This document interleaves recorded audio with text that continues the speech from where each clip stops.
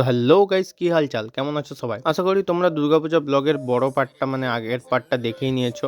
আর যদি না দেখে থাকো একবার গিয়ে দেখে আসতে পারো। কি বলতে চাচ্ছ, এক মাস আগে ঘুরে নিজে দেখে নিচ্ছ বলে কি এখন আর দেখবে না? চুপচাপ দেখো। আর তোমাদের মধ্যে অনেকেরই মাথায় ঘুরছে হয়তো যে দুর্গাপূজা চলে গিয়ে কালী পূজা চলে আসলো আর এখন কিনা আমি ভিডিও চাই। না না, তোমরা কি বলতে চাচ্ছ? আমি সিরিয়ালের টাইমে চলি, সেই যেরকম স্টার জলসা আর জি বাংলায় করে পূজা শেষ হয়ে যায় 2-3 মাস আগে, কিন্তু 2-3 মাস পরেও তাদের সিরিয়ালে পূজা চলছে। ঠিক ব্যাপারটা ওরকম না যে সিরিয়ালের টাইমে চলছে, ব্যাপারটা হচ্ছে যে কাজ করি তো কাজের জন্য সময় পাই না ঠিক সময় ভিডিও ছাড়া। কিন্তু ওই সব বাদ দাও, এখন এই থিমটা দেখো।